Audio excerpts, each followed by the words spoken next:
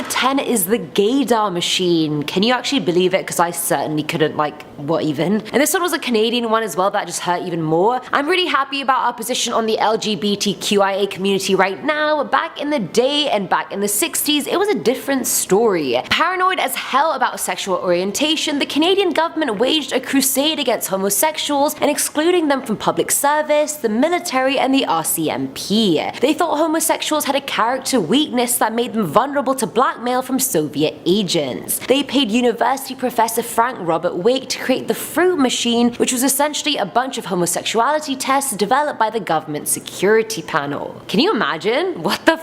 The fruit machine was basically you getting called into a room and them telling you they're testing the rate of your stress levels using the machine. You'd get asked a bunch of questions, then shown pornographic pictures, and the scientists would note your heart, perspiration and breathing rate, your pupillary responses, and your skin reflexes. And now hundreds of people lost their jobs in the first few years without being told why. And can you imagine 9,000 people were investigated and you bet your ass a lot of them were gay. As the homosexual panic finally died down, the project lost its funding and an apology violating people's rights was issued by the government, but that's pretty much about it. That's the only thing they acknowledged. Shocking. Shocking behavior. If I do say so myself, Canada. Shocking. Coming in at number 9 is the Franklin child prostitution ring. So this child prostitution ring lasted from the late 80s to the early 90s and allegedly involved many members of the Republican Party like Lawrence King, who ran the Franklin Community Federal Credit Union, and even President George H.W. Bush. According to the investigation, the victims were kids in foster care who were flown to the East Coast to be sexually abused at secret parties. Now, King was the one that transported the kids who would not only be sexually abused, but would be beaten and sometimes even murdered. The claims focused on King and how the ring was a cult of Satan worshippers killing, mutilating, sacrificing, and eating kids. A 2-year investigation followed, and it was concluded that the allegations didn't have enough evidence and that the witnesses just weren't credible. Either way, King was still jailed for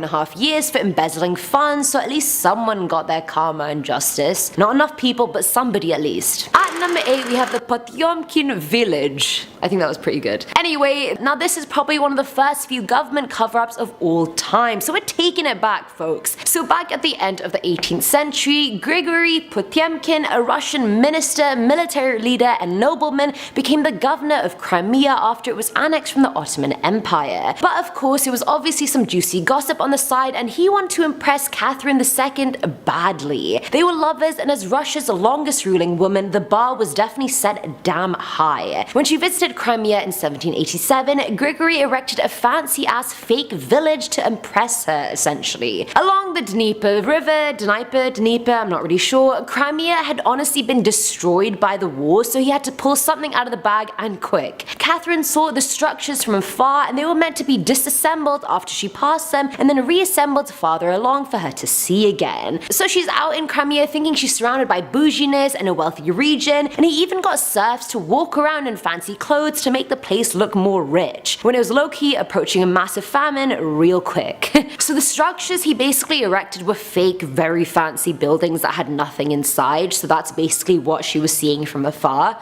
Now, people have claimed the story was exaggerated or simply a legend, but from it came the term Potyomkin village, and it basically signifies any deceptive or false construct built solely to deceive citizens, rulers, and other regimes that reality is better than it actually is. There you go, the more you know. Filling our number 7 slot is Bohemian Grove. Okay, I'd never heard of this one before, so hopefully you guys haven't either. Bohemian Grove is actually a campground located in Monte Rio, California. It's owned by the Bohemian Club, and every July the camp hosts a 2-week encampment whose guests include some of the most prominent, important men in the world, including a lot of world leaders. Past guests have been people like Ronald Reagan, Richard Nixon, and so forth. You can actually visit the camp all year round except during the 2-week encampment, and genuinely no one has any idea what goes on during these 2 weeks. legitimately no one. The club's patron saint is John of Nepomuk, who died instead of giving away any secrets of the Queen, and that kind of symbolizes the secrecy of the members. Speculation about what goes on at the camp had been rife. There's been rumors of cannibalism, orgies, satanic rituals, the whole shebang. At one point, the Franklin child prostitution ring was even linked to the camp, despite no evidence ever being found at the Grove. Hey, you know what they say, what happens at Bohemian Grove clearly stays at Bohemian Grove. Now at number 6 is pollution. Now this is probably the most recent one on our list since it happened in May of this year. Local governments in China have been helping businesses hide illegal dumping by fabricating environmental reports and tricking central government inspectors. After launching an investigation last year, they exposed thousands and thousands of violations of environmental regulations in 10 provinces. Now China's been trying to improve environmentally for a while now, and they've genuinely been doing a good job, or so we thought, or so they thought too. In Anhui, one of the provinces, fake diamond manufacturers were dumping hazardous solid waste as well as wastewater. The central government fined each province based on how much they lied, essentially, and handed out 80 million yuan in fines. You get 'em, China. You get 'em. Coming in at number 5 is the Loch Ness Monster. So back in 1934, a Scottish doctor was frantic as he claimed he saw a horrific monster deep in Loch Ness. He got his camera and took that black and white shot that's basically become the Loch Ness Monster's profile picture for life. The dark shape swimming in the water looks like a brontosaurus just chilling and swimming about. The photo caused so much public excitement that many people went there and reported seeing it themselves. Now I know the Loch Ness Monster is a bit of a myth, legend, superstar, but according to someone in the Scottish government, it may not have been entirely false. Former Scottish Police Chief William Fraser said that there is some strange creature in Loch Ness seems now beyond doubt, but that the police have any power to protect it is very doubtful. Now I know that's not an outright admittance, but it's pretty damn close. Why are you hiding Nessie from us, government?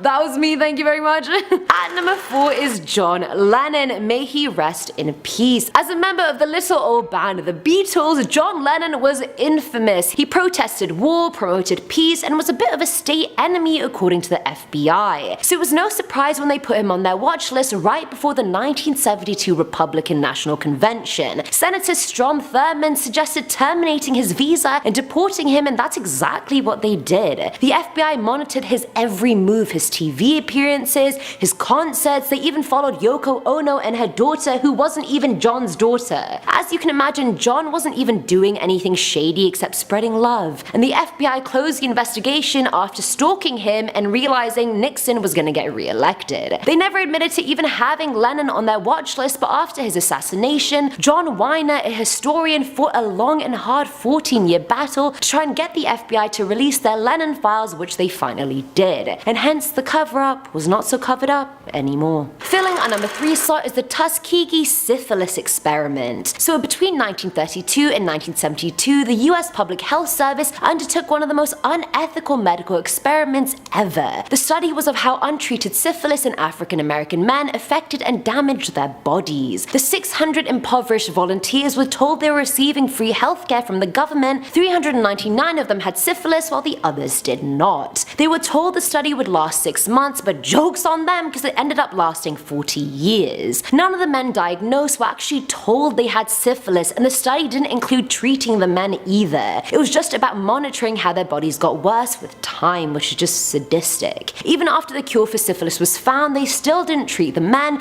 They were just told they were being treated for bad blood. Now between 20 and 100 men died in the study, but the death toll could have been higher since they could have infected each other unknowingly. By the mid-60s, Pete Buxton, a government social worker, started reading the internal reports about the study and found it extremely unethical. Thank you, the only sane person in this study. He complained to higher ups about it, yet they did absolutely jack.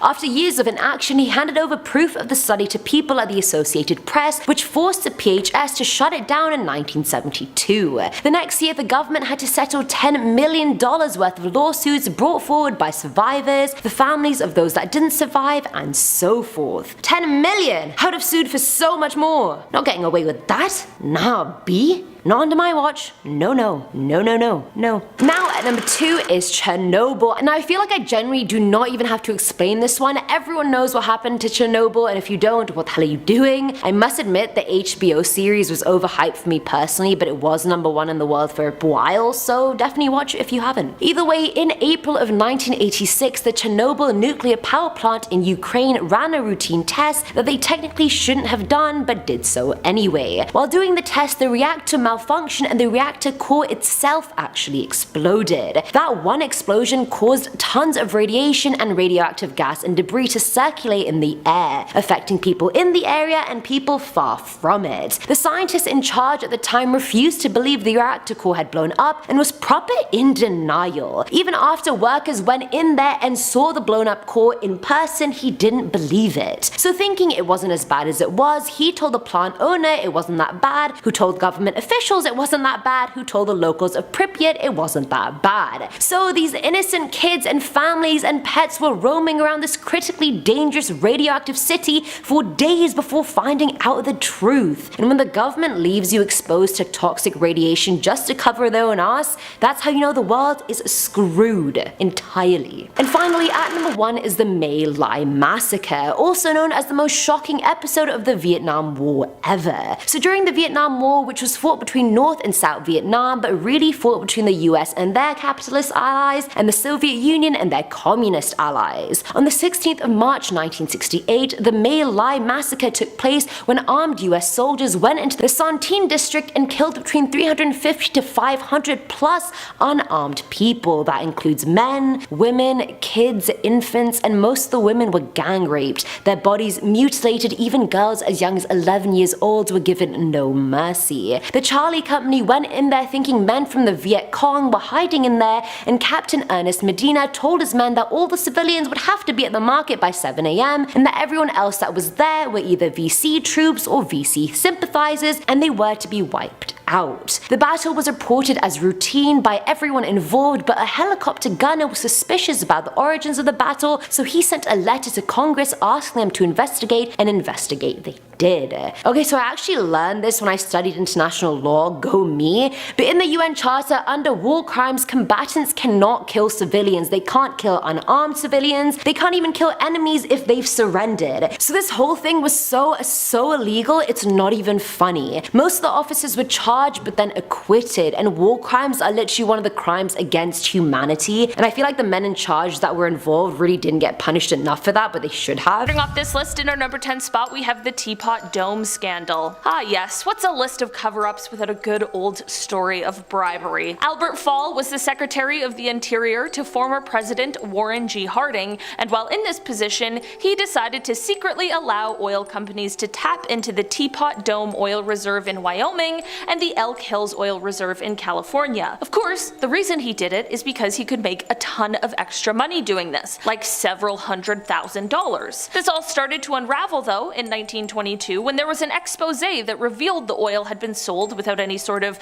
competitive bidding. After this expose, Robert La Follette, who is a senator in Wisconsin, created an investigation into this story by the Senate Committee on Public Lands. The Attorney General at the time, Harry Dowdy, began to get some flack for not investigating this alleged corruption, so Harry turned to the FBI director to help him out. The FBI director, William J. Burns, sent an agent to Robert, the senator from Wisconsin's, office to search for anything that could have been used to blackmail him into stopping the investigation into the corruption. Despite this seemingly obvious threat, Robert knew this meant that his investigation was going to reveal something serious, which motivated him to continue on with it. In the end, the shady dealings and bribery was revealed, and Albert Fall was officially exposed. This entire ordeal led to him being the first United States Cabinet Secretary to go to prison. In our number 9 spot today, we have the Dreyfus Affair. In 1984, France's government and their army were in some hot water for a series of scandals that had recently happened when a janitor discovered papers that revealed just another scandal to add to the list. This janitor had found papers in a garbage bin of a German military ambassador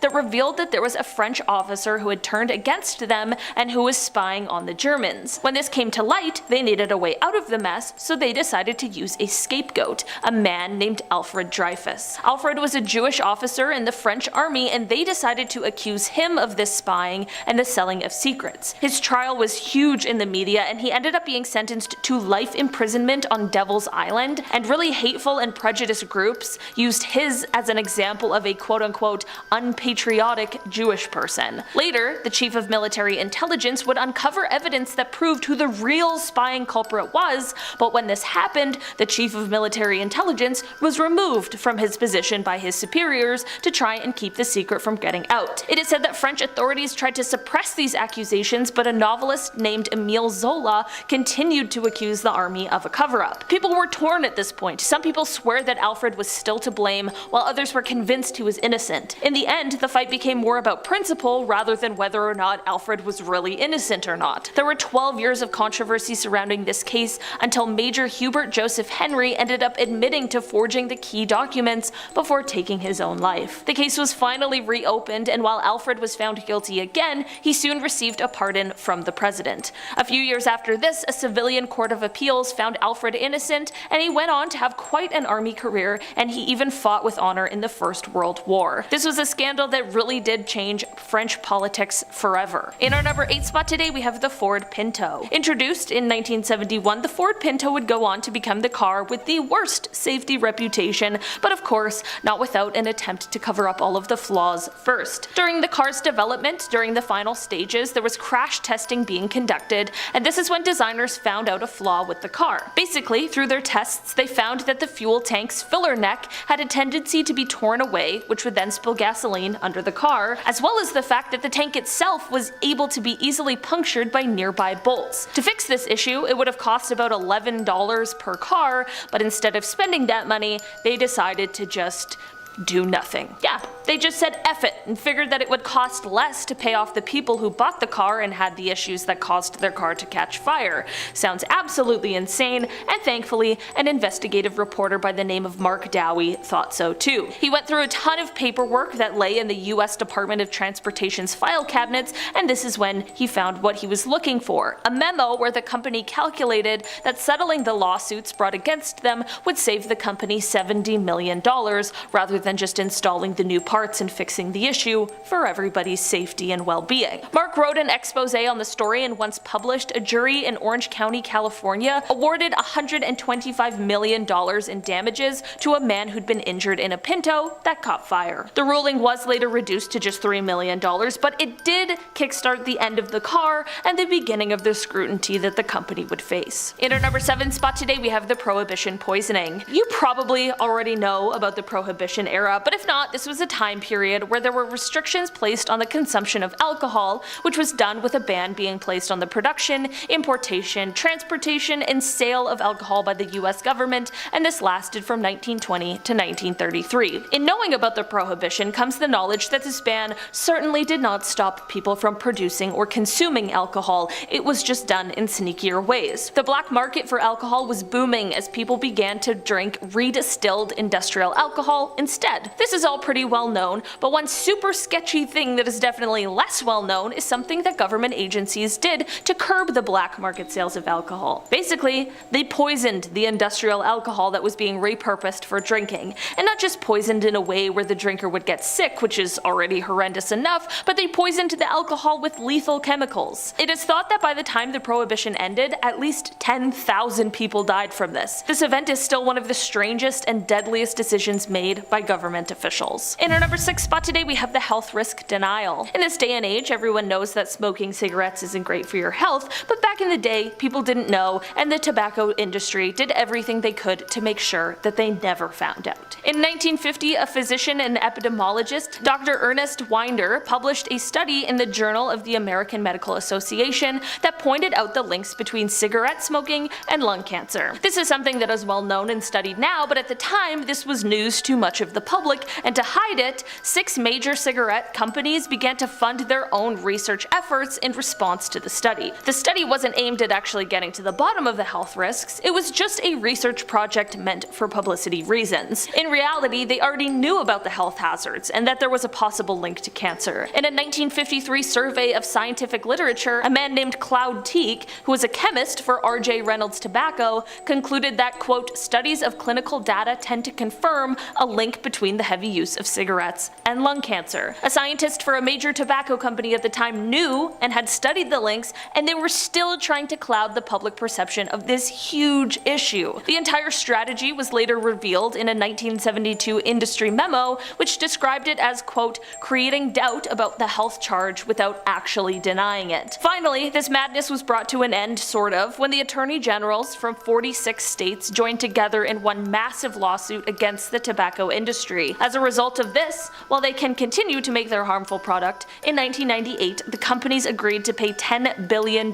annually to make up for the damage that they had done. In our number 5 spot today, we have the Chernobyl disaster. In April of 1986, crew members of the Chernobyl nuclear power plant in Ukraine were running a test to see how long a reactor's turbines would continue to supply power in the event of an electrical power outage. This test, however, went famously wrong due to a malfunction caused by a power surge. This caused overheating of the water inside of the reactor, which released a buildup of steam and thus explosions. These explosions caused radioactive debris and gas to be released into the atmosphere for the following 10 days. The story of Chernobyl is famous now, as it is one of the largest nuclear disasters in history. There were immediate deaths and more that followed shortly after, but there also has been a countless number of effects seen throughout the years it's been, and the area still remains dangerous due to the contamination. Despite the magnitude of the disaster, however, Soviet officials, because at the time Ukraine was a part of the Soviet Union, they didn't publicly admit that the accident had happened at all. For 2 days, they kept totally quiet about this extremely dangerous thing,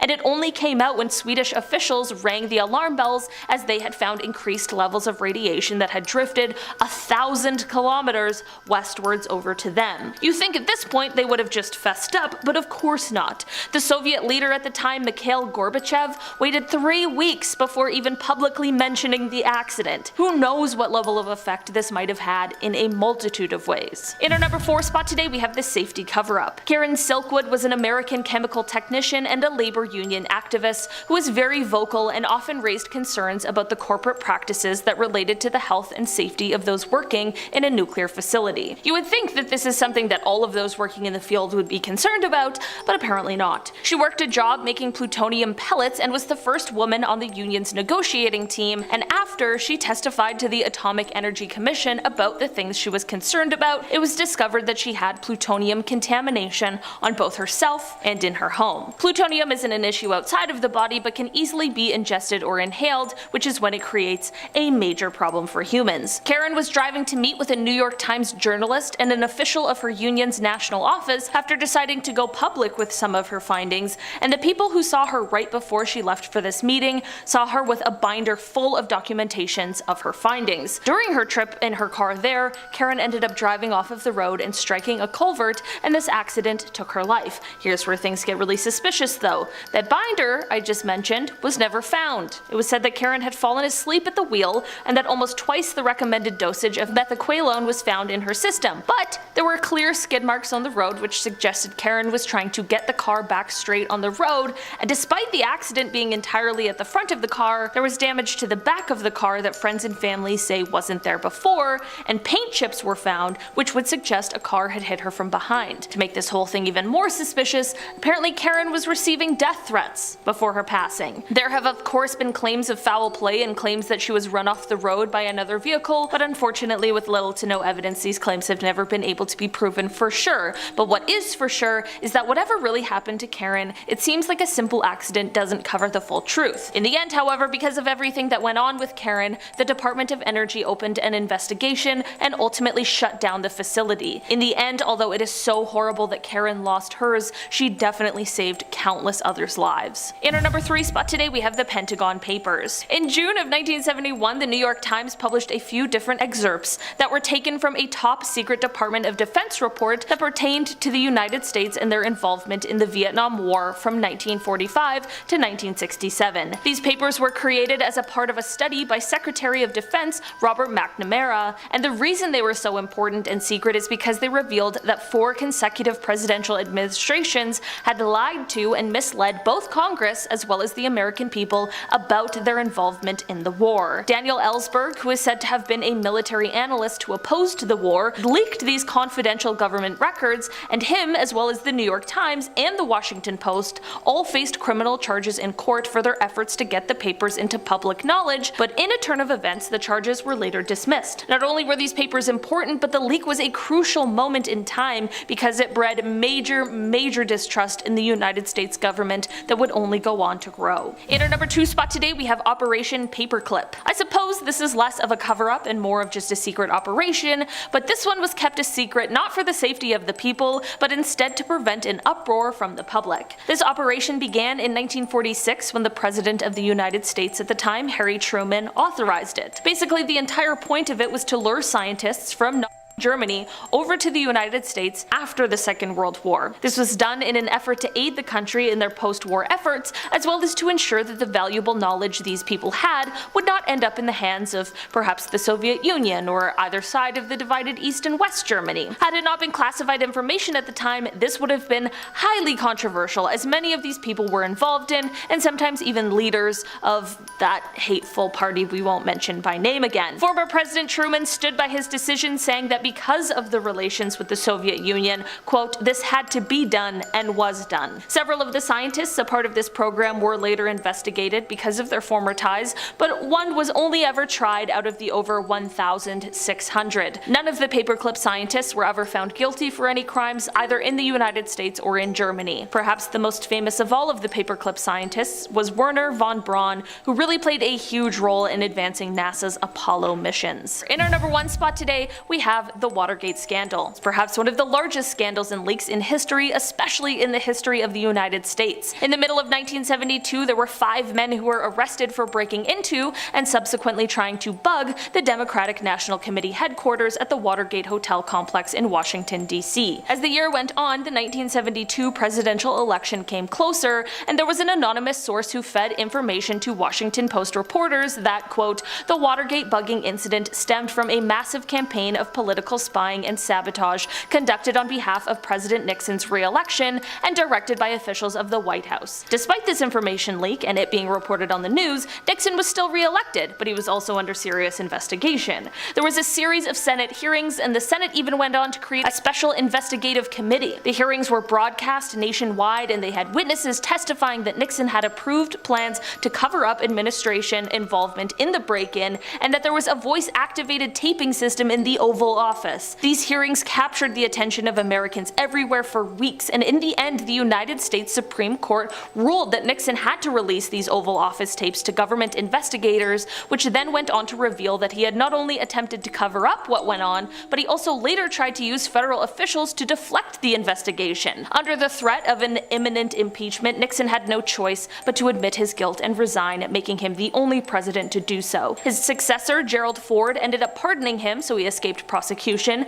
but there were 69 other people indicted, with 48 of them later being convicted. Listed in our number 10 spot, we have the Benton fireworks disaster. This one is like a cover-up within a cover-up. It's a cover-upception, and that is because of the fact that this entire thing happened in an illegal business. Basically, back in 1983, there was a factory explosion in Benton, Texas that claimed the lives of 11 people. This factory was where the illegal business was, and they made illegal fireworks, and their cover-up story for the business was that they were a worm farm. What? A worm farm? I guess I wouldn't necessarily suspect there to be an illegal firework factory at the worm farm, so it's kind of a good disguise. Anyway, the biggest problem with this entire operation is that none of the workers were properly trained or knew how to handle these dangerous chemicals. There was no Walter White in this operation. Like, so much so that one of the workers, who would later testify about what went on there, explained complained that others at the factory would fill the fireworks with, quote, chemical stuff, and her job was to add liquid glass and defuse. No one is entirely sure what caused the explosion, but there are a couple theories. The leading theory is that, while normally the explosive ingredients were mixed by hand, on this day they might have been trying to mix it with something different, like an electrical appliance. The other theory is based on how there were packs of cigarettes and a lighter found in the debris, so it is possible that someone might have been smoking in the building. Either way, the explosion was so huge that it was felt 20 miles away, and investigators determined the factory to have been the largest and most profitable known illegal fireworks operation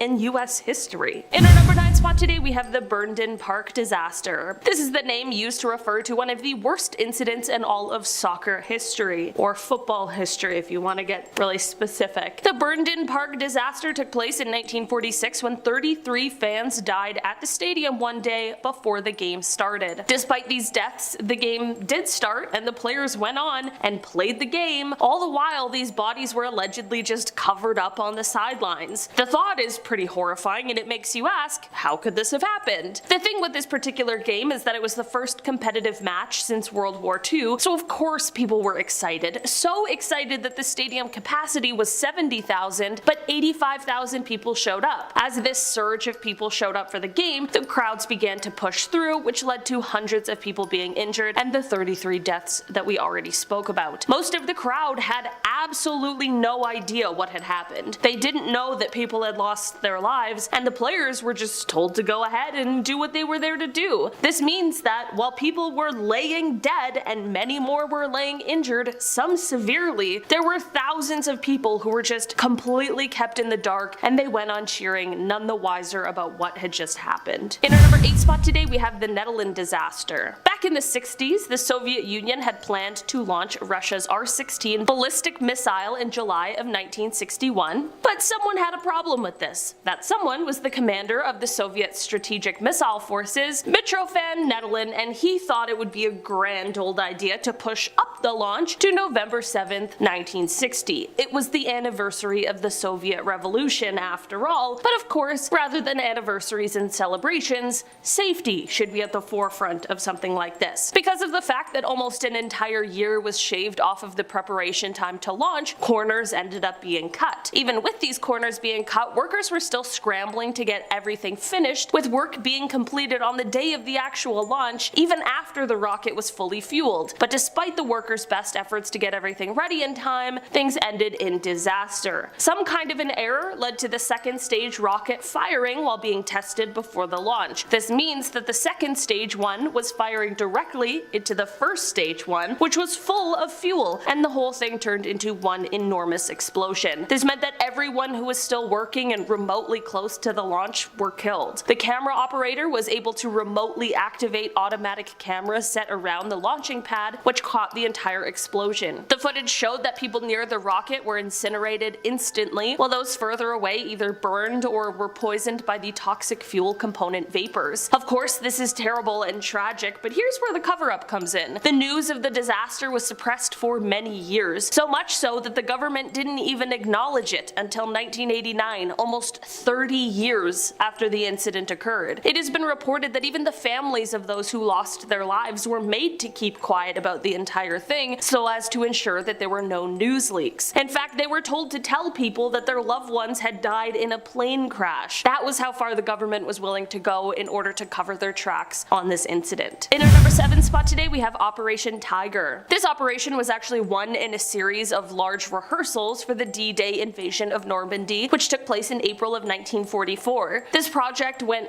horrifically awry, however, as coordination and communication problems led to there being friendly fire. This led to an Allied convoy that was positioning itself for landing being attacked by E-boats from the Kriegsmarine, which resulted in 749 American servicemen deaths. The terrible happenings don't end here though, because, like I mentioned, this was a part of D-Day and the invasion. This was incredibly secret, so no one reported on it at all, meaning the family members of those killed had no idea. After D-Day, it is even said that then this was an event that was still quite minimally reported on. Many people believe that since those who made the plans for this rehearsal were not expecting any kind of attack or for things to go this way, they tried to keep everything under wraps so as to not be culpable for anything that happened. In our number 6 spot today, we have the Great Mississippi Flood. The Mississippi Flood of 1927 was one of the worst natural disasters of the century, as hundreds of thousands of homes were left destroyed, with even more people being displaced in Arkansas, Mississippi, and Louisiana. As a response to this horrible disaster, then Secretary of Commerce Herbert Hoover, along with the Red Cross, began setting up fundraising to restore the over 23,000 square miles of land that had been covered by the flood, and also, of course, to provide a great public image for doing so. Herbert quickly went on to receive this recognition. I mean, he was already looked on quite favorably because of his involvement in providing food to refugees after World War I, so now with this flood, he had a chance to once again save the day, this time in the public eye. This is what led to the huge media campaign that basically showed how devoted Herbert was to helping everybody affected by the flood. You know, the guy wanted to be president, so he wanted to look good, and the Red Cross needed him to look good because they are relying on public donations. And this is what led to everyone covering up what was really going on in these relief efforts. As it turns out, at most of these camps set up for people who were affected by the floods, black people were being held and forced to do hard labor and work on the levees. Only black refugees were being held and kept from escaping while being forced to do this work, threatened with weapons should they refuse, denied enough food, not being given shelter. To understate it, it was an atrocious violation of human rights, and while people were trying to speak up, the great humanitarian campaign was just too loud. This entire ordeal would later come out, unfortunately not early enough however,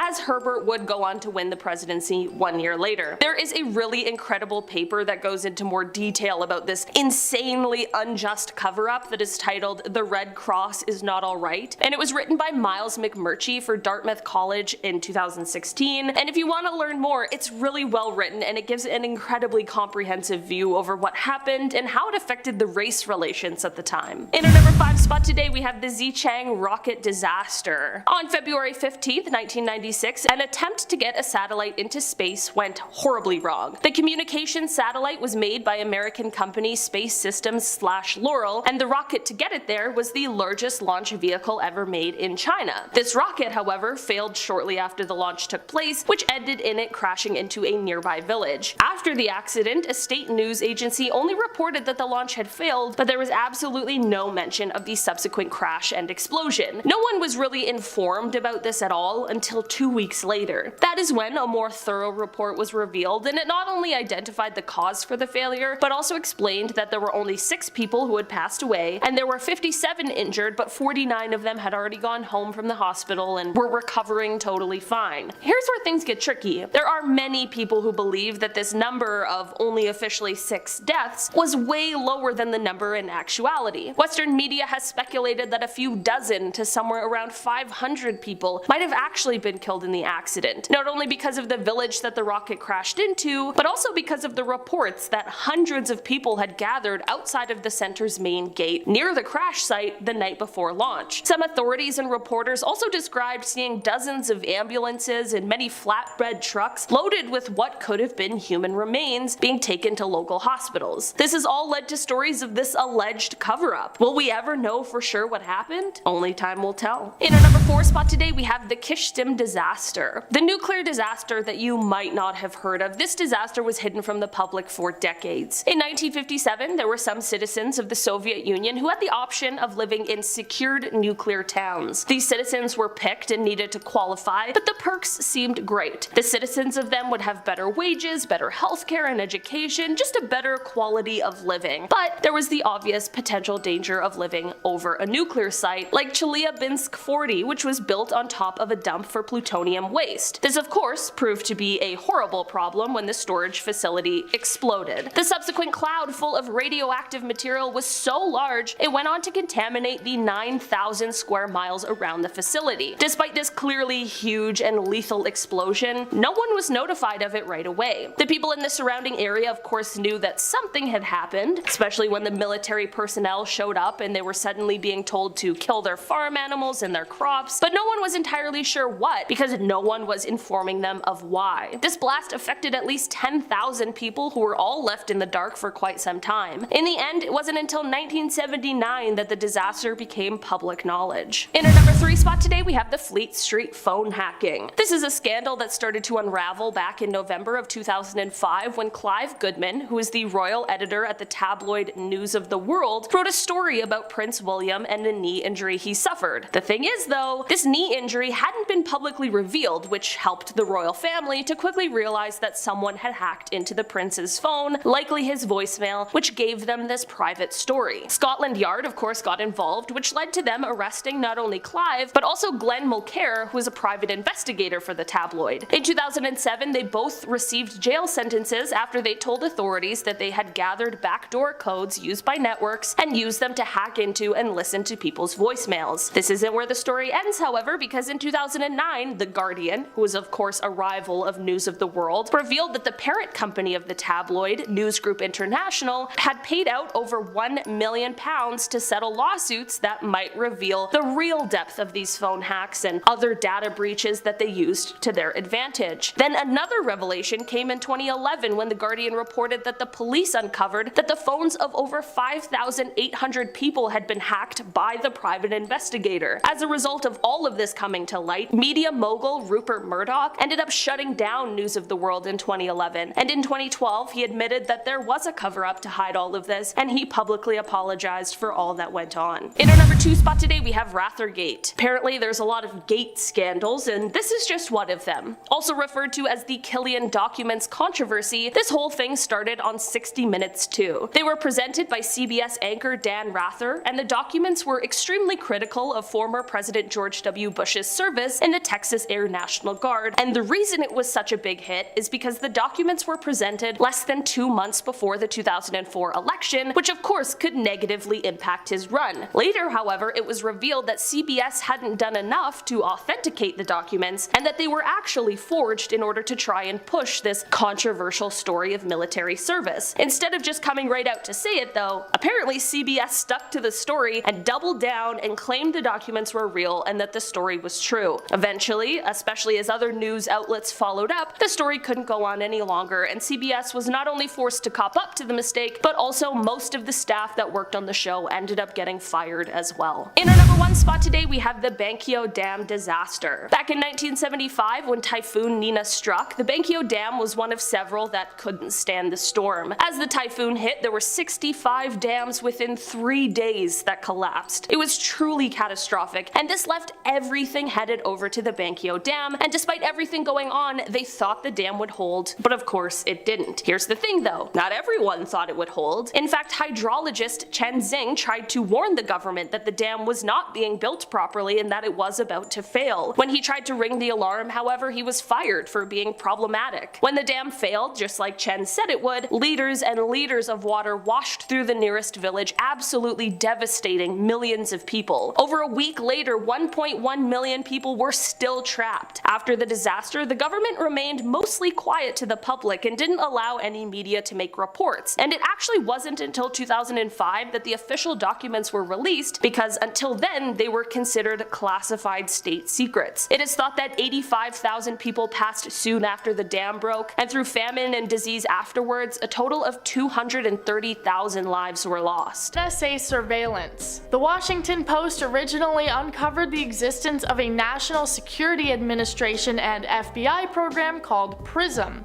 allowing the agencies to take photos, videos, emails, and even chats from various different servers and internet companies like Microsoft, Facebook, Google, and Apple.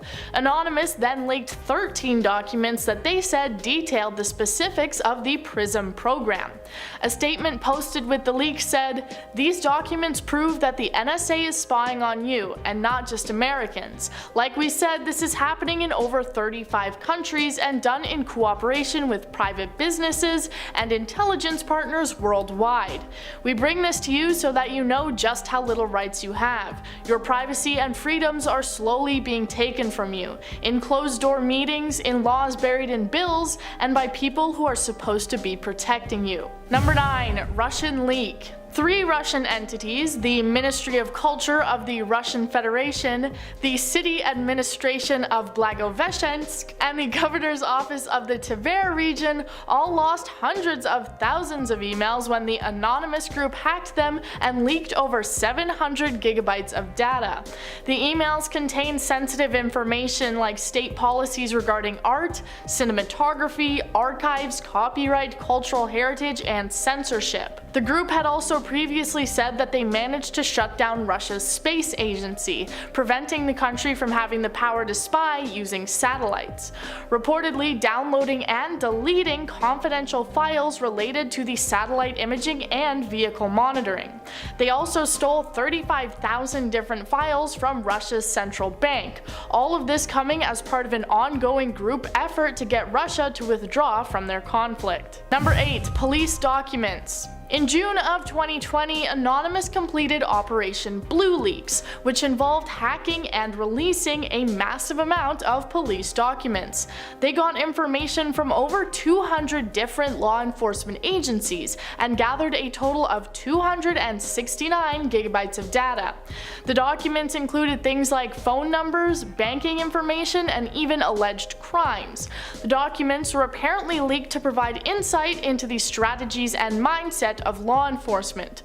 One person involved saying, "I've seen a few comments about it being unlikely to uncover gross police misconduct, but I think those somewhat miss the point, or at least equate police misconduct solely with illegal behavior. Part of what a lot of the current protests are about is what police do and have done legally. It's the largest published hack of American law enforcement agencies. It provides the closest inside look at the state, local, and federal agencies tasked with protecting the public." Number 7. Canadian Centers. After an event took place regarding one of the group's members, Anonymous gained a bit of a vendetta against the Canadian government that led to their targeting. They leaked a high-level federal document that included information about the redevelopment of Canada's key diplomatic centers in Britain, the National Post even confirming it to be authentic. It was marked Confidence of the Queen's Privy Council and included information about the cost of the selling, relocating, and rebuilding of Canada's Foreign Affairs Department in London, but it was mostly focused on the eventual profit that would come about as a result. It raised many alarms within the government and population about just how secure our information is, and what other secrets could be at risk to be easily stolen and published. A spokesperson for Anonymous said that the information was leaked in order to try and influence the federal elections. Number 6. Census Bureau. Back in 2015, Anonymous targeted the United States Census Bureau, their hacking group compromising the data of over 4,000 workers. They did not share how they managed to get the information, but did release it from the databases, including usernames, emails, and phone numbers of government staff. A spokesperson for the Bureau confirmed the attack, saying, "The U.S. Census Bureau is investigating an IT security incident relating to unauthorized access to non-confidential information on an external system that is not part of the Census Bureau internal network. Access to the external system has been restricted while our IT forensics team investigates."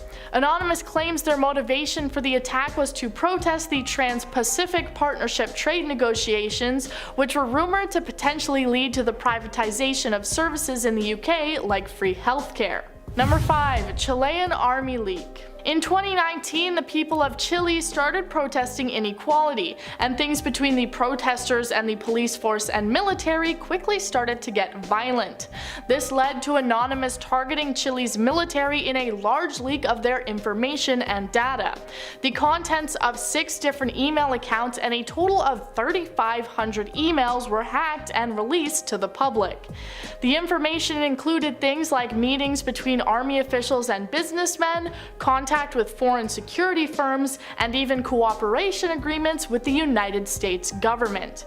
2 of the most prominent email accounts to be exposed were that of the financial boss and the director of intelligence for the army.